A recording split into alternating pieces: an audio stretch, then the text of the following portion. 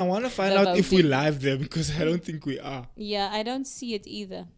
I don't see the We live might have to redo on all my of that. side. Are we? Okay, it's not showing on YouTube. You'll probably go. Now it's going. Now it's there. Was it there? Fine. Okay, cool. Anyway, so as I was saying that we are, now it goes.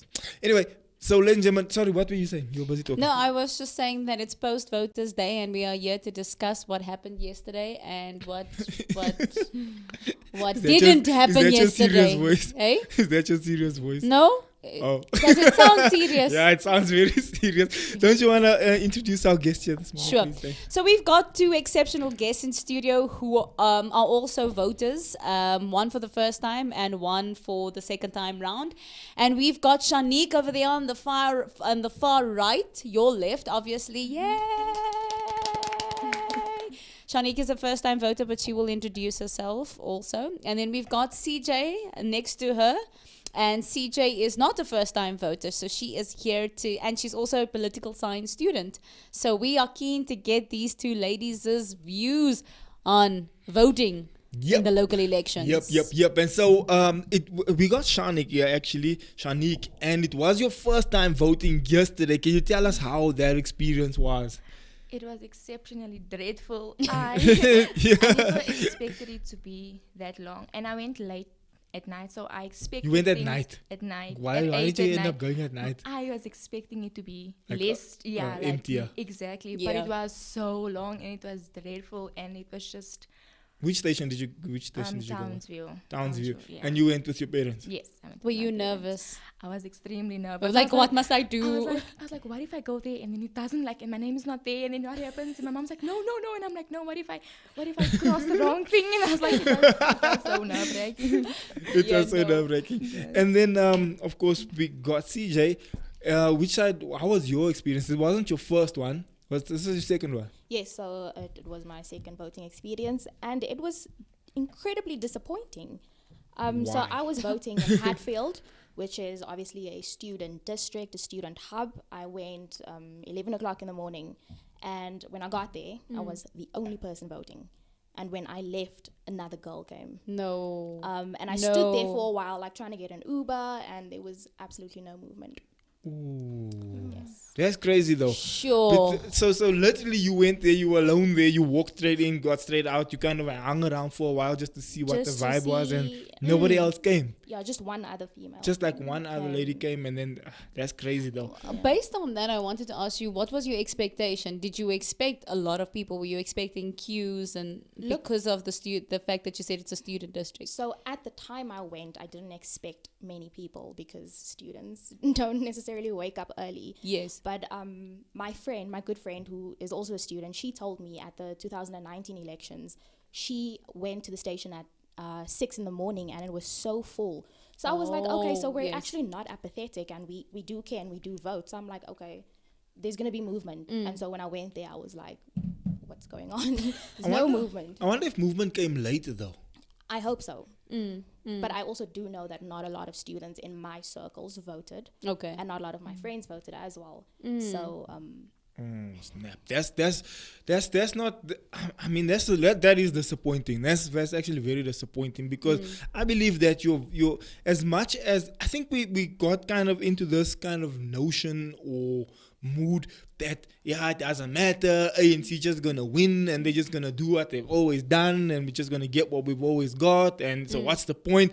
But I feel like in fact this year more especially there were some new kids on the block that really started stirring the pot a little bit. We had Action SA with Herman Mashaba, we had PA really also making a big noise, going to different places, and surprisingly some of the results that have been coming through so far, of course it hasn't been as all the numbers haven't come through yet, but so far the Freedom Front Plus is started to look like they've been getting quite a bit of traction as well. So there's been, and then also independence. We had independence on the show for the past 2-3 weeks. People have been coming through politically, and independents have been coming through, and it seems like this time, for the first time in a long time, or for the first time ever, in fact, political analysts have been saying that there's been different kind of interest coming from different places, and I would have thought that seeing now that people are getting so annoyed with ANC and with service delivery issues and all that kind of thing, I thought by now people would have got to the place of like, yo, let's get up, let's go do something so that we can kind of, even if we know ANC is gonna win again, just to kind of like split that power, just so that you don't just hear on the news every time this is gone and that is gone and this corruption scandal and this, at least there's some other powers to play as well in those big leagues. And so I guess the question would be, do you think, I'm just going to kind of throw the question out there and see whoever wants to hop in it can jump in on it. Do you think that your political interest has peaked this year more? Or let's ask Shanique this question. Did your political interest peak more this year than before? And if so, why? So as a first-time voter, I don't know what to expect. It's your very first time. I've never been into this type of things. But because I'm also at that age where you want to see change, and because I know that I am the youth and you expect change. So when I decided to vote, I went with something I felt would make a difference, because, as the youth, we want change. We want to see things happen. And in the past, things haven't been happening. So it's like, and that's why for the first time, I actually took that into consideration, that I need to vote for a party that's going to be there, for a party that's going to actually make a change. And that's how I feel. And that's why I feel like this year I was like, I really took that into consideration, that like, is this party going to make a change? Is there going to be change? Not just for the next 4 years, but for the rest of the future, and because that's how it is. It's like, okay, for the next 2-3 years or the next few months, then it's on a die state. That's how it is. It's like, now that they see people are voting for them, they're gonna like take action, and in the next few months it dies dead. Yes. CJ, you actually been studying the politic world, right? The world of politics. What was your kind of? Were you always interested in it? I know also your father's a big player in the game as far as politics. He's very involved and he gets very plugged in and excited about it. But was this the first time you really got as excited or involved, or have you always just been kind of excited about politics? So it's not the first time that I was particularly excited or interested. However, this time around there wasn't an urgency, because of what we went through as the globe last year with the pandemic. And what COVID obviously did was expose a lot of our flaws and a lot of what's wrong in the country. And it just completely worsened, unemployment and everything else. And so there was an urgency, like, look, I need to vote, because our problems have not been more evident than it is right now. But yeah, I've always definitely been interested in current affairs. I've been very much interested and invested in sort of being aware of what's happening and trying to play a role in politics in South Africa. So based on that, of what you were saying, in terms of your interest in not necessarily politics, I think your like, for instance, I know for you it could be interest in politics, but for Shanique it's not really a political thing. It's not really interest in politics. It's interest in what politics has done, the direct impact that politics has on people personally. And this whole game of politics do you think, because you mentioned that there was, and also political analysts are telling us that the youth vote is extremely poor. Like, a lot of the youth did not go out to vote because of the excuses like, we are unemployed anyway, the government's not doing anything. Like Xavier said, the ANC is anyway going to get the vote. So there is this reluctancy to vote. But do you think that it's because that there's this game of politics and people don't really understand the impact that this elections, that politics has on their personal lives? So they think that it's just a game between the political parties, but they don't understand the direct impact, because many people don't understand democracy. Do you think that is the reason why, or can you maybe pinpoint another reason why people don't want to vote, or people are reluctant to vote? Yeah, I definitely think there is this notion that because I am a political science student, I am more inclined to participate and to vote. But the fact is, and the truth is, I vote because I am at the end of my degree. So in January, I'm going to be an unemployed graduate. Yes. So that scares me. Yes. What does the future look like for me? So me voting and me participating is divorced from the fact that I am a political science student. Yes. I am voting because it is exam season right now. Madasi Krachi, we have load shedding. There's potholes where we stay. So the fact that I am a political science student is not even why I am inclined to participate, because politics affects my day-to-day life. Yes. So it is imperative that I participate and that I am interested. And I feel like there's this misconception that politics is this game that is not for everyone. And what people don't understand is democracy at its core is about the people. Yeah. And it's about the people selecting people to represent our interests. So politics is not a game. It's not for a select few. It is our responsibility, and we have to all come together and foster this thing and build and work towards it. So yeah, I definitely do think that people are apathetic or don't want to vote because politics is nasty, and there's a separation between me and politics. Yes. What was the general consensus as far as the political parties? Jay, you got a mic too, but I don't think you got a camera on you. But what was the kind of general consensus about different parties, manifestos? Was it out there? Were they really making an effort to make people understand, this is what I'm going to do, this is what we're going to change, we're going to fix this, we're going to do that? Did you find that their parties were getting out there trying to canvass votes and go having events and stuff at people's in different areas and things like that? Or did you kind of have to go and scratch, like, I wonder what Action is going to do, what they're going to change, what they're going to try and get, what is ANC going to do? What was your feel about the different parties? Were they out there trying to win people over, or what were they doing? Yeah, well, first and foremost, good morning to the folks. What up to the youngins, and bless up to the world. Thank you so much for introducing me at 9:13, but it's all good. Yeah, what's the feel of the show? I'm usually on a Monday, a Wednesday, and a Friday, serious. and I hear that everyone is on some. On No, some it was serious. amazing. I think the political Now, rallies. look, bro, and- we're a bunch of youngins, and we're speaking about a serious issue, but Yeah. we're young, so let's give it a flavor. But Yeah. but it's coming from our perspective, because we are the Facts. now, bro. Our parents are going into their 60s or their late 50s and stuff like that. And whatever happens Yeah. next is up to us. So we need to switch on. We can't be like, that's for old people.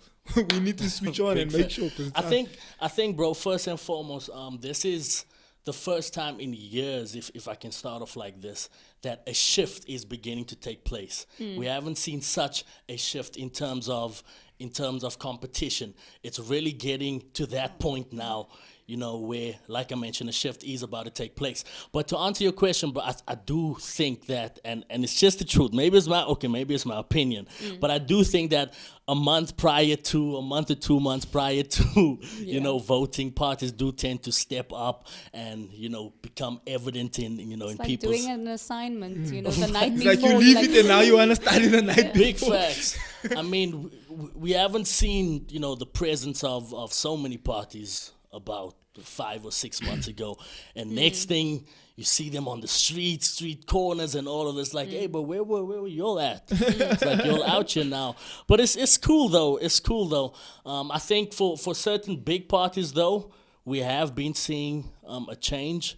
There is a specific party I don't want to mention that Western Cape side of things, we have been seeing, a change that side, and yeah, I think it's really been positive. But like I said, now we're really seeing a big shift as to who's gonna. Let's talk about the kind of new kids on the block that came to kind of disrupt the system a little bit, because as we know it for the past, I mean, I was born in 87. I was already born when Nelson Mandela came out. I was already there when 94 happened, but only obviously afterwards. And we were also very interested in politics, and my parents were always involved in what was going on in the world of politics and stuff. So I was never oblivious to what was going on around me, but I always knew that the ANC had a stronghold over the country for a long, long time. Nelson Mandela kind of cemented that thought process of, these were the people who got us out of apartheid. These were the people who fought for us and went into exile and da-da-da-da-da.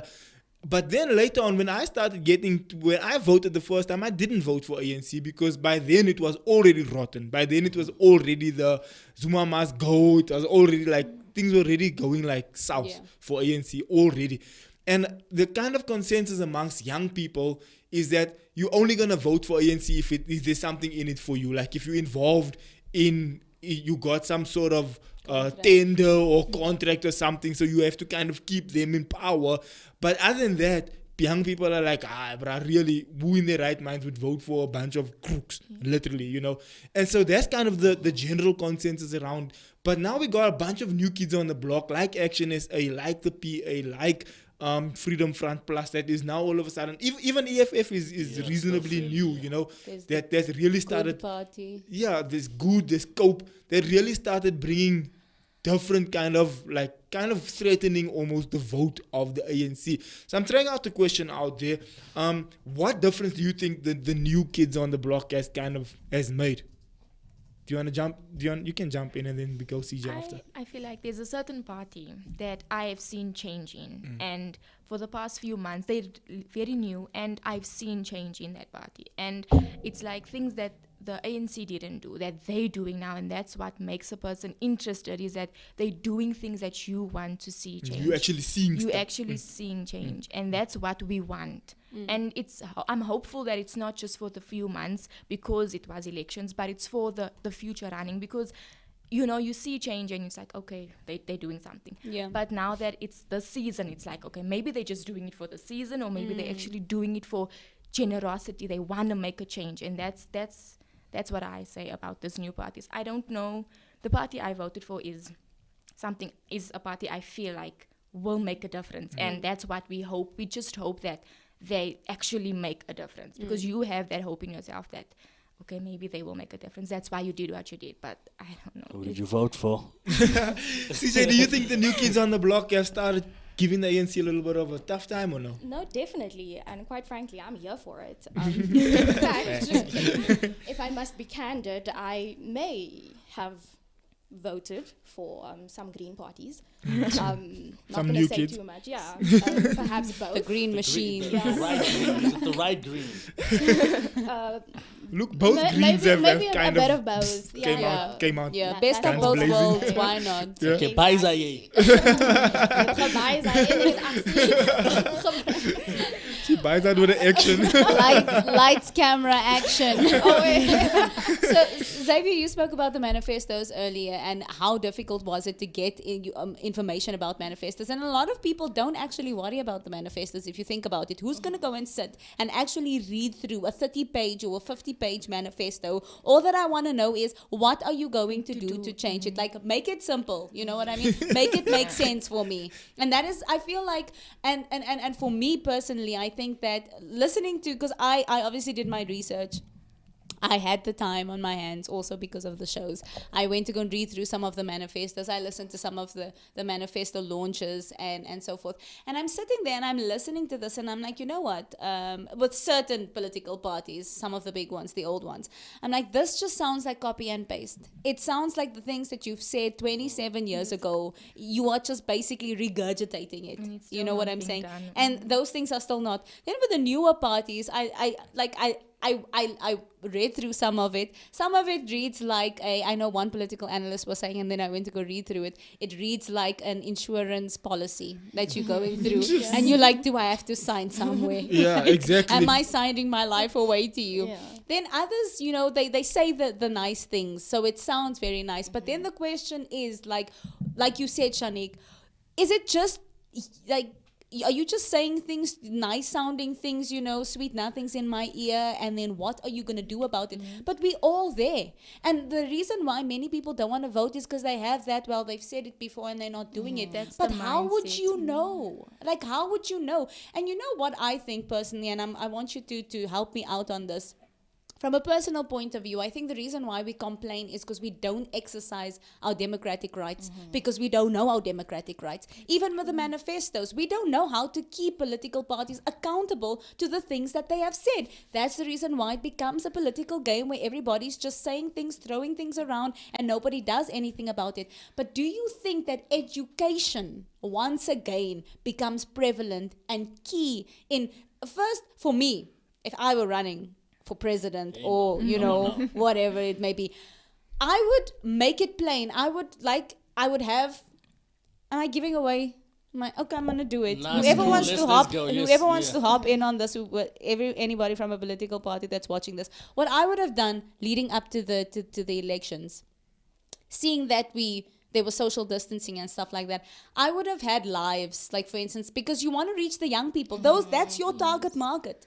I would have had lives to say, okay, guys, let's break it down. Let's make it simple. Let's make it plain. Let us understand what is a manifesto. Let us understand what is your democratic right. Those are the things that would have gotten me interested. If I was reluctant to vote, I would have been like, that sounds cool. Let me watch that. Let me go to those are the incentive things that you do. Like, listen, guys, if you vote, this is what you can do, 1, 2, 3, and the other. But political parties are not going to do that. Why? Because they are happy with people just voting, like you were saying, leading up to the elections. Oh, let's make the streets right. Let us fix the toilets. Let us do some things. Because they're comfortable with doing the same thing because nobody's holding them accountable. But let's throw a big spanner in the works on the point of accountability, and that's the element of corruption. Because the issue with corruption is that it rots everything to its core. So there can't be accountability when there's corruption.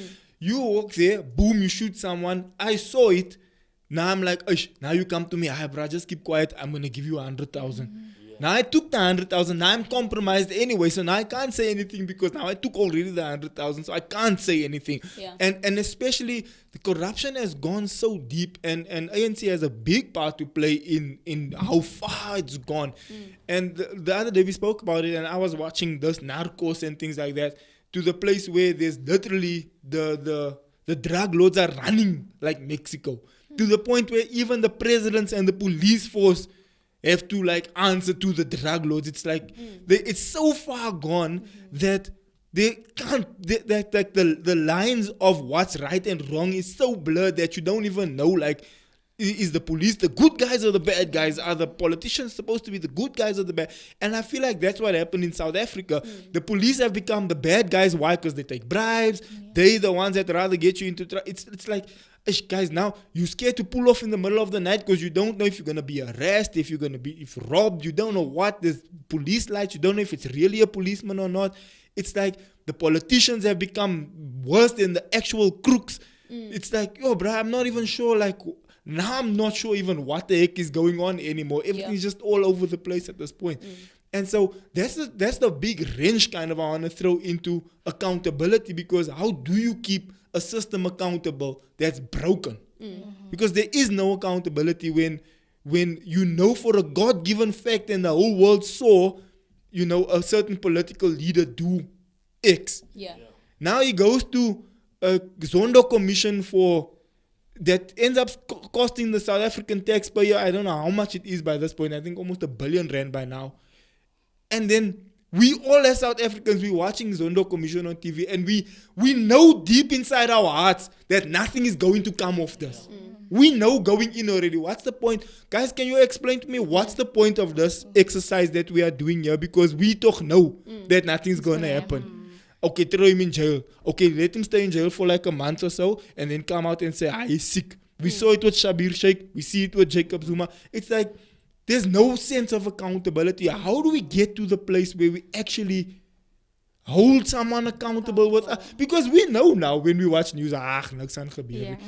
You know then if someone breaks into your house now, you know in deep in your heart, there's no point in phoning the police. And that's why I think the political parties have become so, they're not scared. They know we won't do anything. And it's so ironic, just to echo what you and Leandra are saying.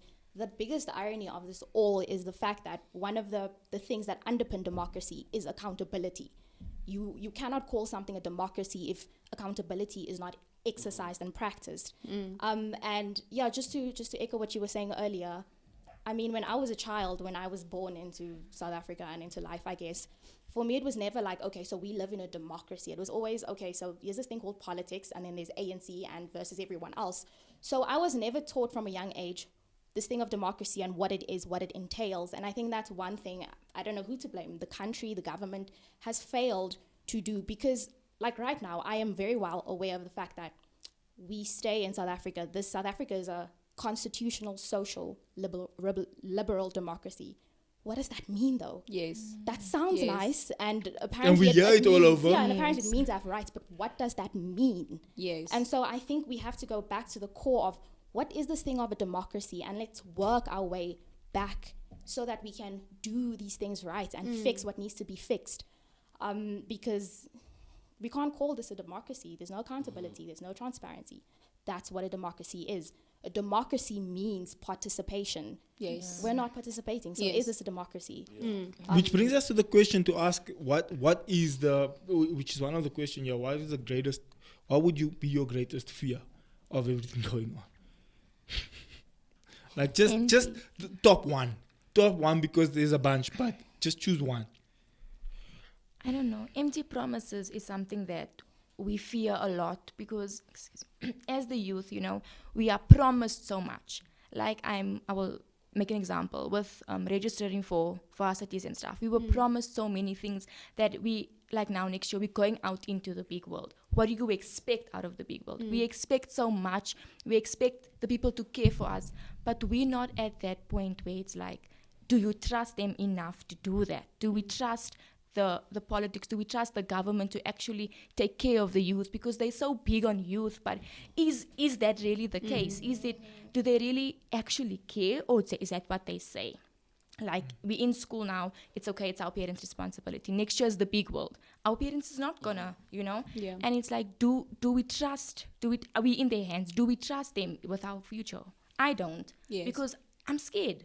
I go out next year, there's no jobs. There is already no jobs. Is there a future for me? You understand? And we're so fearful that we're not going to be where we want to be because of that situation. And that's just one of the things that I fear is that, am I promised that I'm going to get a job? Is my life going to be okay with my family? Am I going to be able to live like now, the prices of bread and food, and it's fearful that I'm actually not going to be able to get where I want to be because that's how we are currently living now. Sure. I just think beautiful point there. I just think when it comes to the youth, again, it was mentioned, we miss what matters most, and that's voting. So while we can't complain and so forth on and say, yo, empty promises, this and that and so forth on, but where it matters most is the votes. If you're not going to vote, you don't have a voice. Yeah. And that's why I think most of the youth don't vote. Yes. Because we are already in that expectancy that things are not going to change. I'm literally one of 10 people that went to go vote yesterday in the youth. I don't know people that voted because we are so in that shell that things are not going to change. It's like, whatever. And that's the mindset we're living in, is that we know how things are already. But that's the problem, that's the because problem, if yeah. you have 10 people and 10 people voted for a different party, there's 10 more votes to that other party, which is because you in yourself, look, you in and of yourself as an individual, there's only like that much that you can do. But as a collective, you can get more done. But the thing is, if there's a collective mindset of, what's the use? Then that collective is not going to get anything done anyway. So what would you then say? I don't want to spend so much time on the fears because there's so much fears. I don't know. Did you want to hop onto a fear or no? Hope So not. because the fears are like, It's like, well, where do I start? Exactly. How long do I have? the fears are discouraging. So I want to come up with solutions, because the thing is, we can sit here the whole day and talk about service delivery issues, how corrupt the ANC is, how this and how that. But the thing is, how can we adjust and find a solution to that? Because it's frustrating to sit there and see it and also know that you're high. So as an individual. But that's the thing, bro. The solution is the vote. The solution is who do you put your trust But the thing in. is, you as an individual, what can you do to help to like tell people, like, bruh, let's go vote. It's important. Yeah, it's extremely. If you can convince like 10 or 20 people, at least you by yourself, then you know that at least You played me your part. as an individual, those 20 people that Yeah. weren't going to go are now going, as opposed to those 20 didn't end up going. Look, for me, and to answer your question, this is, once again, the views expressed here is that of the individual speaking. It doesn't reflect the views of everybody else. So for me, I'm going to go back to what we spoke about on last week Wednesday show. So last week Wednesday, we spoke about, can we use race as an incentive to say, yeah, we were disadvantaged, so we need these rights now. Like, we feel entitled to these rights. Or is it a matter of competence? Do you need to be competent in order to fill a specific role, right? So I'm going back to this thing. When I look at, and unfortunately we live in a country that is, our history is on the foundation of racial tension. We cannot run away from that. And a lot of the times people want to be like, don't make it a color thing. No, it is a color thing. It is though. It is a color thing. You can't run away from it. And if you keep trying to avoid the color thing for fear of offense, you're never going to reach solutions. So let's look at yesterday in my municipality, right? It's majority white. So I know that DA already runs in our ward, right? So it's a DA councillor that has been running for years in our ward. And so there's obviously a lot of white people that go out and vote, majority white. I'd say on ratio, there would probably be 98% of white people and 2% making up Black, African, brown, and Indian. That would be how we would split it up. Probably 1.2% of Indians, and then maybe like 1.8% of colored, and then the rest of that 2% is Black. So now we look at communities, right? And you hear it on the news, and we're hearing, like, for instance, in Soweto, and we also hear like in colored communities where the youth use this as a public holiday to have parties. The one political analyst said that we hear music on every street corner. It's a bash. So now we ask the question, who is most affected by the corruption that's happening in top structure government? Who is most affected by the lack of services? Who is most affected by the unemployment? Who is most affected by the prison numbers? Who makes up those numbers? It's the very people that say, why must we vote? Why must we vote anyway? Anyway, we don't get it. But why is it then? Is it because, my question is it only privileged people that should vote? Because they're voting to keep their privilege? Should we not change? No, Should we hold not on. What change was the that? whole point of What was the whole point of fighting for democracy? What was the whole? That was the whole entire point, to say that it's everyone has a voice now. Everyone can go. For now me- you have your voice. Now you're sitting Now by the it's house. like It's you- like, Do you oh, think just your now. Like, peers have an entitlement mentality? Even the middle class peers, people of color, I'm talking people of color, they have this entitled mentality that, well, we're supposed to benefit from triple BEE and affirmative action. We're waiting to see it to see it transpire. Do you think we should go back to this, what we spoke about last week Wednesday, that it should be based on color because of the disadvantages of the past, or should it be based on merit? Should we be, and this has a link to voting as well, because if you don't cast your vote, why do you expect to even get a job there in the real world, like you were saying, to get acceptance into university? You are not exercising your democratic rights. Now you want to protest. Yeah, that's exactly. That is what how happens. that is how we as South Africans practice our democratic rights. We protest. We burnt, and another thing, what's the point of protesting though? Because now what happens is we burn tires in the street, we burn the robots, we cut the things, and then you ask yourself in the end, okay guys, now what did we achieve out of this that we now burnt down our area here, and to what end? Now I always say this, if the people you were trying to get their attention is living in Houghton and where, they don't worry about you burning down your house. No, It's really. not their I business. think when it comes to protesting, protesting is fundamental in a democracy, and provision needs to be made for the people to be able to protest, because it's through protesting that we show that we're not pleased, Yes. right? Do not be fooled. I stayed in France for a year during my gap year. I meant to protest elke dag, but mainstream media does not show that. Yeah. The one time I had to evacuate the city because it was on fire. Sure. This is what mainstream media does not show. But the point is, so democracy protesting should happen, and it is a fundamental underpinning of democracy. What I don't understand is the way in which we do it here in this country. It's burning down libraries, guys. I don't get that. Exactly. That's the exact same streets we have to drive. That's the exact same libraries your kids need to go and sit and actually achieve things. And this is what we're doing. We're breaking down the things that we're fighting for, but we're the ones destroying it. And that's what I don't understand. Would it not make more sense to go protest in Sandton in front of the JSE? Or somewhere where the people who are making the decisions or there in Pretoria in front of the union. I Like think- where it's like go pun there, because then it's like, "Eish, yo, there's let's people, not burn. I think we there's need people to- are here in front of we my need yard. Now I have to apply, answer them. Intellect to this. I read something. You guys may have seen it too. A few years ago, I read something about how they protest in the Netherlands. So the bus services, they're very big on public transport, and they have really efficient public transport. And so they were very upset with their wages. And so what the bus drivers did was Like they they down did- tools, they just say,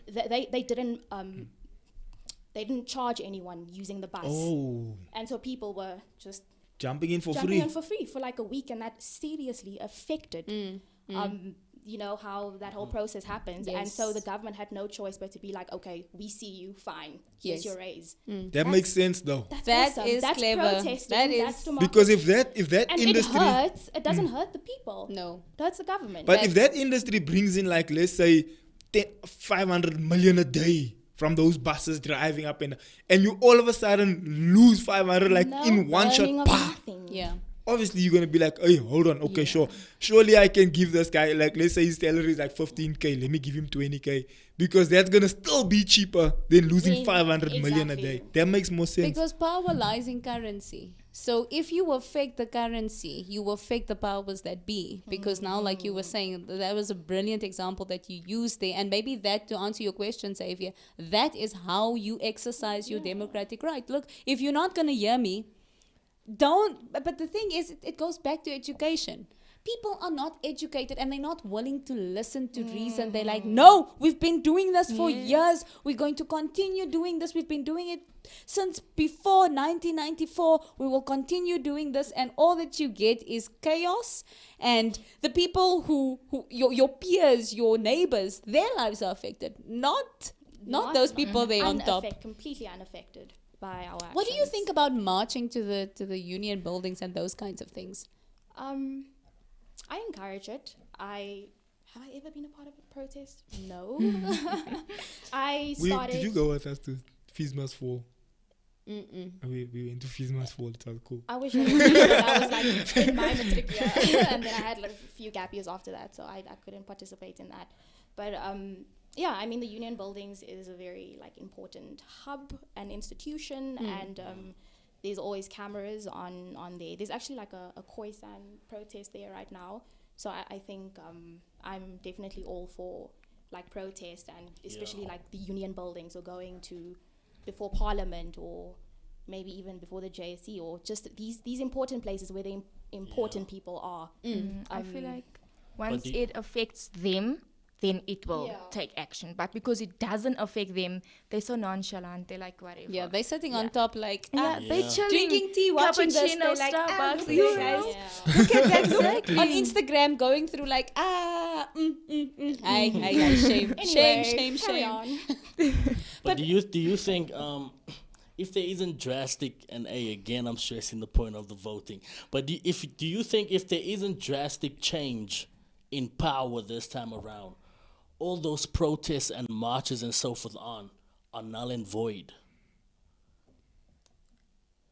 Because you did that. I get you. I get you. It does come across as null and void, to be honest. The thing is, Especially like, if nothing's gonna happen. people don't understand the power of the vote. They don't understand the power of the vote, and that's the reason why, like, you've got situations like where people don't even take at your voting polls. People don't take it seriously. Yesterday, the system was down, and the Oki from the DA, he is now. He put an inquiry into seeing what was wrong with that whole voter management system, because he feels like there was some sort of a ploy to get people to turn around and stuff like that. Which a lot of people So- did. People So did turn around. People Even did, where I was, yes, people did turn around. around. So do you maybe think that because people don't put so much emphasis on voting anymore, that if the conspiracies are true, that there is powers that be at work in causing problems, do you think that they've got more freedom to do so? Because, well, people, they take, like you said earlier, corruption is so rife that they don't even care anymore. It's like, well, we're going to steal this money and you are going to find out about it, but we are not going to care. So do you think that that's what's happening? Because people see, like the politicians see, the people don't even care about the vote anyway, so they take advantage of that. When they find a gap, do you think that they take advantage of it? 100%, definitely. They've been taking advantage. Yeah. It's not even it's a conspiracy. It's like blatant now. Yeah, It's just like blatant, there. and It's not even a it's- new thing. It's like if it happens, like, we knew it. Like, Yeah. we knew it's This is gonna the happen. problem in South Africa. We It just shouldn't like- be like yeah. this. We shouldn't. Oh my goodness. But I'm but struggling. here's the thing: we're being conditioned to accept things. Even with the COVID and with the masks and with the mandates and with the be at your house by 8 and we've been so conditioned the to wave yabas, that's yabas, coming. yabas, and now all of a sudden COVID disappears into thin air because think now it's it's coming back elections today. and it's done. Yeah.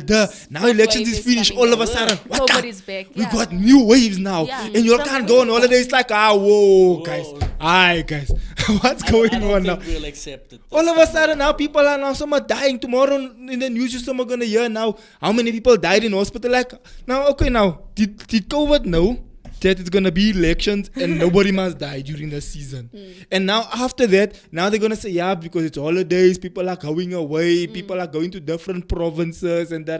They'll find some sort of way to bring it back into the mainstream because we need to control the people again. We need to keep them submission under our authority. It's like, really, guys, what's going on here? I think that's why I like what happens in America with the right wing. Like they question, Yes. and they don't take anything the government says without acting and Yes. showing their distaste for what has been said. Yes. Implemented and just kind of forced on us. I really like them because they don't allow things to happen. And They don't just take it. I want to move on to the next question. So, without disclosing much, you don't have to disclose who you voted for, although we can read between the lines, CJ.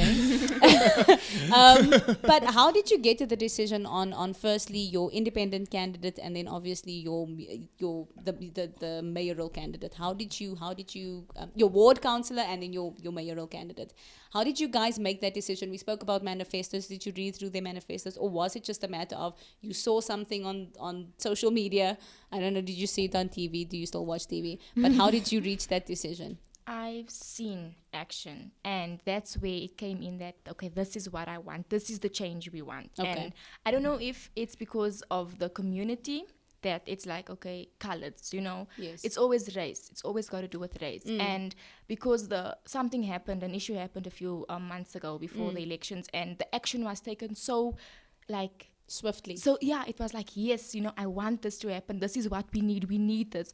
But now it's like, before it was like, okay, your lights go off your phone, sharp. You're going to wait till 3 days from now because that's just how it is. Yeah. And now that this party that I voted for, I've seen action within an hour. I'm like, oh wow, that's what you need. Okay.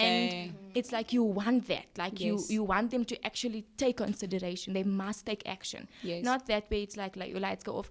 It's like we're so expectant that if lights go off, we know we're not gonna have lights for 3 days.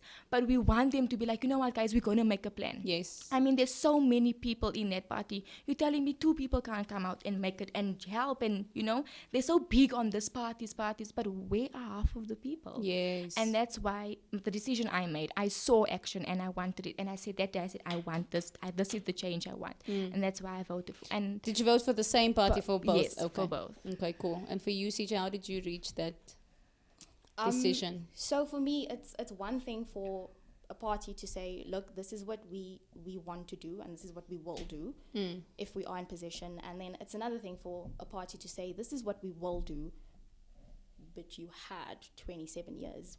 What do you mean this is what we will do? You were supposed to do that. Supposed to been doing that. Exactly. So I think my decision was informed basically by refuting the notion, the voting for the devil you know Then the versus- one you don't know. exactly. And I was like no, I did that in the Yes. previous election. I was don't like want no more devils. no devils. None whatsoever. Yeah. I'm just let's give the new kids on the block a go because they still have to prove themselves. Yes, Compared yes. to who. And that's the thing. The new kids on the block are the ones that are actually taking the action. It's these old ones that just don't And it's these new ones that actually want to make a difference. They're showing you that they can be the ones that's going to make a difference. Do you think we gave them too much power, the ANC? Yes. Of course. Because now, look at it, petrol's going up tonight, 150, bro. 120 or 150. Under correction. Now, it's going to be 20 rand a liter.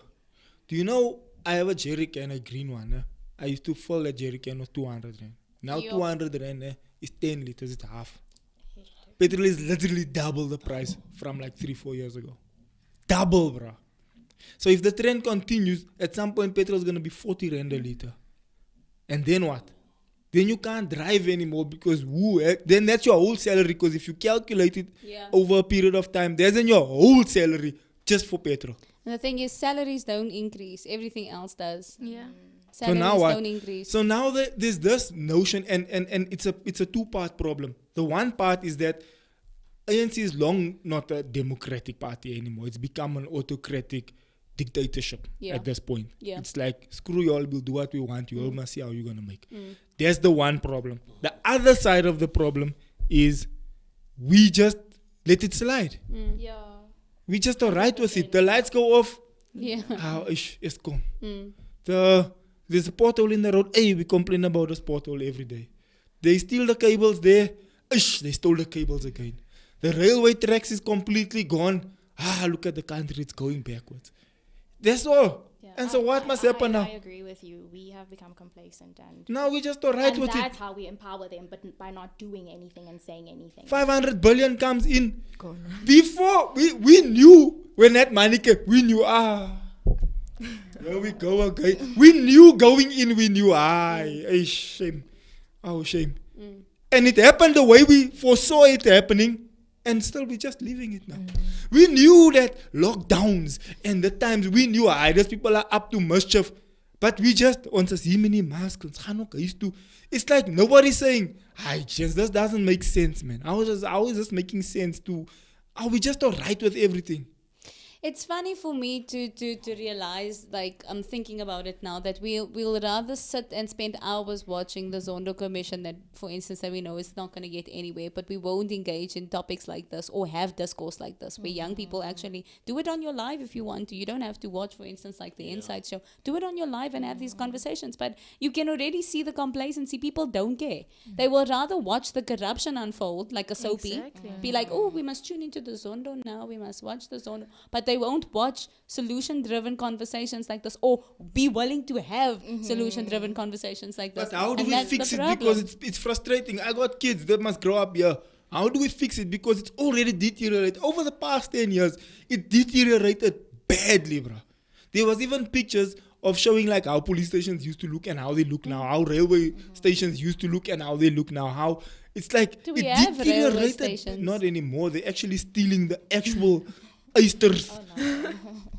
They're stealing the actual rail, bro. And the cables that runs across the thing. I drove past the area in Kempton Park the other day, and there was actually, the cables were stolen off the top, like, you know, those cables that make the train work. It was stolen. And you're like, really, guys, what are we doing here? And my question is, how do we find a solution to this problem? Because it's not going to stop anytime soon. What is giving me a glimmer of hope is that the ANC is losing power. They've lost, I think, 17% since last year, since the last election. So they are losing that kind of hold, that strong hold. But now the thing is, like, the DA is obviously the next in line as far as authority and power is concerned. Because they're like right up there, and then the EFF is coming up there under them. The thing is, chance, I don't know. I think defeated at this point. None of Because those top three sounds good. if we do away with the ANC, a new party can just come and reproduce what the ANC has done. So I don't think it's an issue of the ANC is bad and evil and they need to leave. I think it's like I said earlier, what is democracy?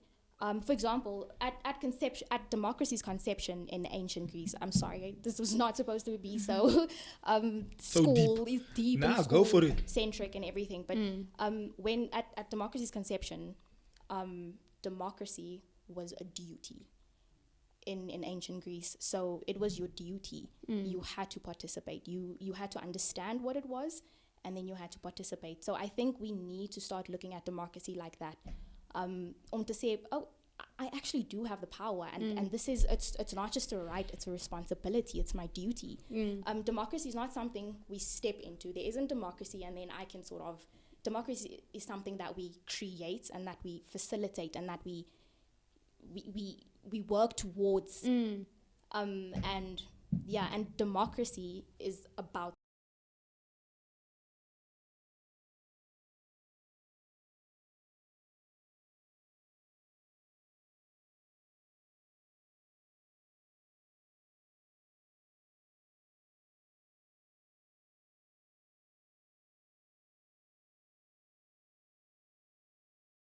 and support me. She runs something, we go and support it. And we kind of build our own little, like we build it by ourselves as opposed to waiting. You see, they ate the money. They said they were going to give. I mean, really, bruh, if you bring in billions and billions and billions of rand and you tell the people we're giving you 300 rand a month, bruh, and nobody takes offense to that. It's like, guys, what are we doing here? Why must I do 300? So back to the solutions thing. Now that the madness is over and we're going into, we will know the results by Thursday, right? What are you going to do? CJ, you mentioned it, that we have a responsibility now. What are you going to do to stay responsible and to stay accountable within yourself as a democratic citizen? And how are you going to hold the appointed candidate accountable in your own right? Ooh, that's good. These are the questions we should be asking. I think just continue to vote when it is elections. I think I definitely have a personal responsibility to, like you said, inspire and implore discourse and to educate those around me, and even hold my friends accountable and hold my classmates accountable. And and also just, I actually hope to do more research on what this thing of accountability means. Like when we decided on being a democracy, what did they envision accountability to look like? What does it mean for the citizens to hold you to account? So I'm actually very interested, and I definitely hope to look further into that, because I definitely want to start holding people accountable. Good. I feel like rights play a very big role in this. We know we have rights, and that's what we should stand against. We should stand for. Yes. We should stand for it. So if we see something is not right, and we know we voted for that party, and if that party wins, you should make it your right to make it known that this is wrong. That they should make it their duty, because that's what they stand for. It should be their duty to fix it, because that's what they said. And also, people just empty promises. They should know that, listen, you said this is what needs to be done. And this is the situation. That people are so chilled. It's like, they're so chilled. It's like, okay, the lights are broken, fine. Yeah. Nothing's going to happen. But we should make it our responsibility that they should know what's going on. They should fix it, because that's what they said.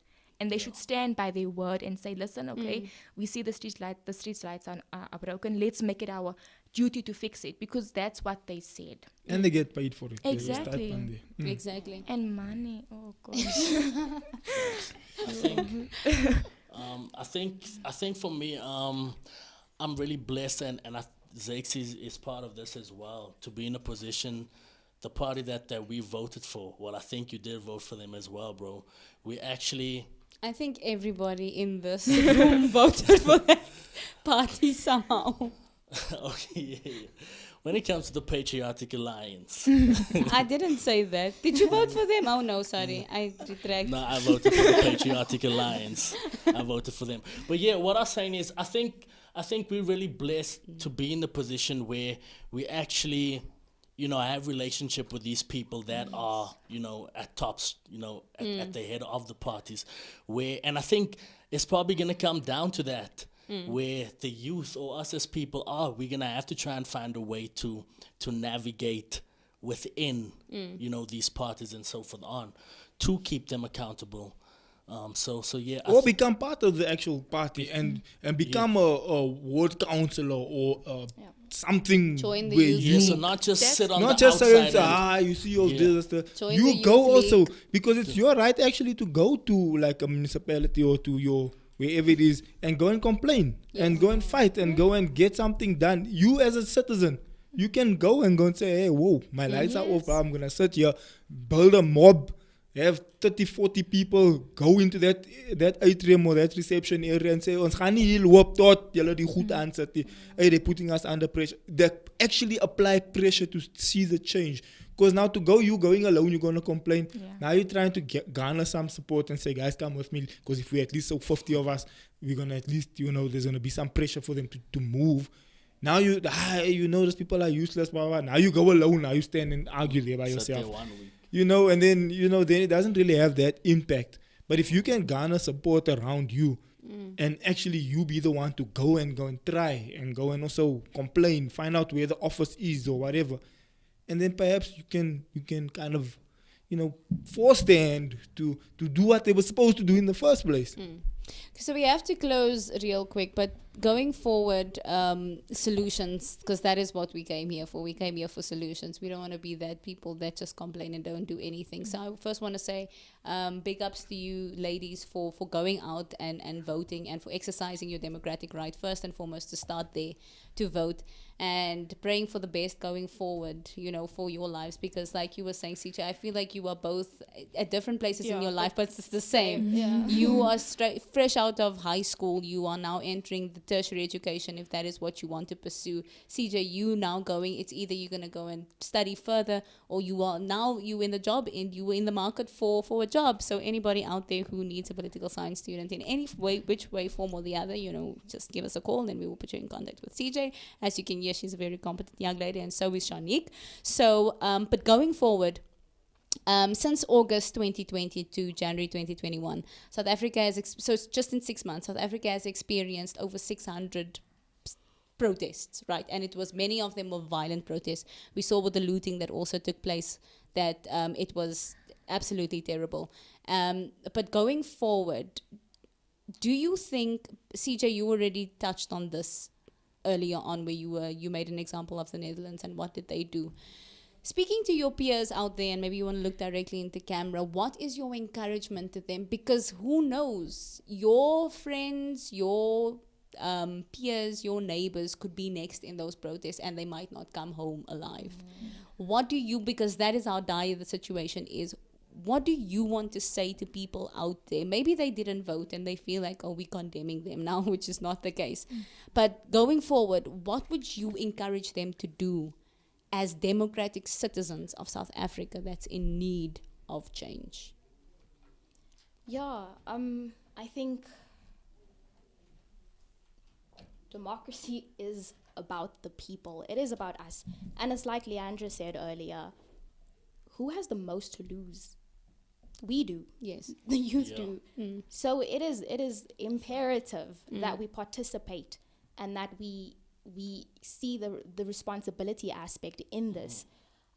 Because at the end of the day, we do have the most to lose. And if you're not going to play a part in creating a democracy and putting together what democracy hopes for, then nothing's going to happen. No change will be affected. And so just participate. It's politics is not it's not separated. Politics affects our daily lives. Politics has a say and informs our life, and therefore we have to be a part and we have to participate in politics. So please, just guys, participate. Yeah. Make the change. That's all I can say. Be the change. If you can see something is not going well, do something. Don't just, everyone's just about say, speak, but we don't do anything.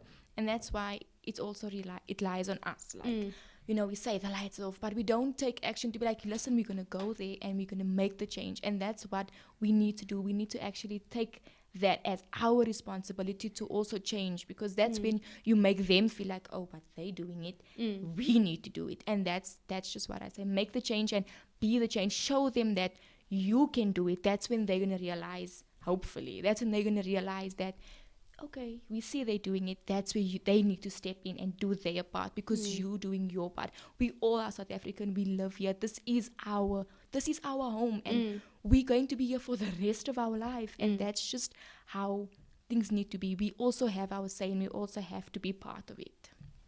Thank you so much, ladies. Leah, you done? Yes, I'm done on Okay, my can I side. close it? Yes, you may. Ladies and gentlemen, thank you so much for tuning in today. That was the Inside Show. Usually we got Dr. Carl Hendricks himself doing this show, but today obviously he had to see to some family situations. But we covered for him, and we trust that you did enjoy the show. Young people, and we went out, we voted, we did what we had to do. And again, in closing, please go out and actually do what you can do. Do what you can do. Jay showing his dame. Do what you can do, and like we mentioned, go and exercise your authority in society. Go and complain. Go and fight. Go and stand there. Go and garner some support. Go get 20, 30 people with you and go and do something and make sure that it follows through. And then that's how we're going to start bringing change, to actually hold their feet to the fire and hold them accountable, to say that we're here. We want to see what you guys are appointed here to do. We don't want to just see you every 4 years. We don't just want to hear from you when it's now time for parties and you now want our vote. Then you come and dance here and have events here by us. But the rest of the year, we don't even know your name. We don't know where you stay. We don't know anything.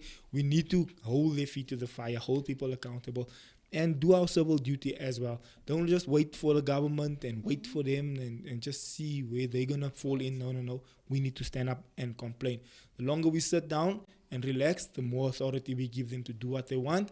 And then we're going to sit here and complain about service delivery and all these issues. So let's get up and get it done. But from my side, please don't forget, every morning at 9, we do go live. Yesterday, of course, was voting day, so we didn't go live. But throughout the rest of the week, we will be going live every morning at 9. So tomorrow morning is Wednesday warm-up. Thursday, we got Talk with Joan. And then Friday, we do have In Your Fields with the Unk. So stay tuned every morning. And if you are here and you haven't yet subscribed, please do so. Also, give us a nice thumbs up. And see you on the next one. Bye-bye. Imagine if you have your vision as the car with the right team. Imagine how quick that vision will come into the pit step. Something that was taking 5 years takes 3 months. This morning is all about leadership and influence.